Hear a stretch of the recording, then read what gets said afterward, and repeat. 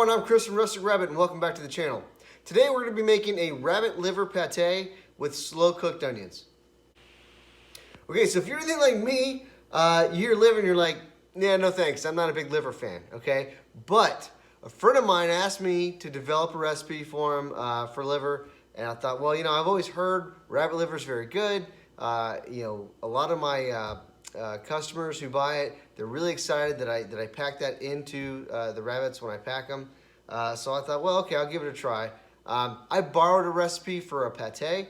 Kind of did some experimenting from there, and I thought, well, okay, I'll give it a no thank you bite. Okay, this ended up being unbelievable from a flavor standpoint. It presents really well. We make our own sourdough loaves, so we have an artisan sourdough loaf that we cut. We toasted it, and then you spread it over that sourdough. Garnish it with a little bit of parsley.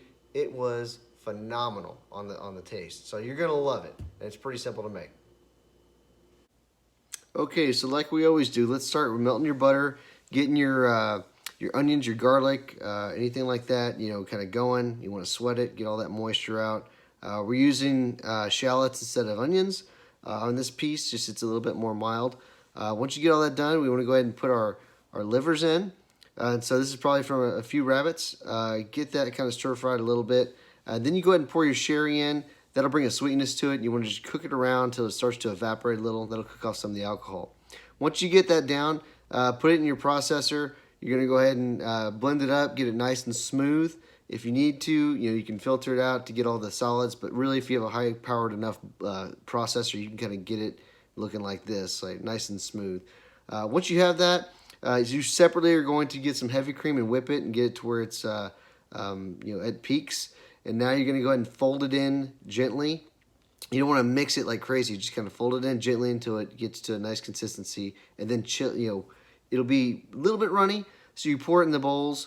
You're going to cover it with saran wrap, stick it in the fridge, and let it set up for a couple hours. Then you can take it out and get to room temperature or heat it up, depending on how you want to serve it. So that is the pate. Now let's get to the onions. I like to use a mandolin slicer because you can take these onions and you can get them really, really thinly sliced and uniform, and do that quite a bit. And it just presents better. The texture's better when it's all cooking. Everything's better. So you cook that in oil. I use olive oil, and then you go ahead and put some more sherry in there. And now you're just going to cook that down slowly and get it down to a simmer. It takes about 30-40 minutes depending on how many onions you have and everything, but just keep cooking that until it's ready to go. So hopefully you tried this recipe and you gave it a good no thank you bite, and then it changed your life, and all of a sudden now, hey, maybe I am a liver fan. Now I'm curious, whatever liver tastes like. I always thought I didn't like Brussels sprouts and a lot of the vegetables that I grew up with because my parents would just boil them in water.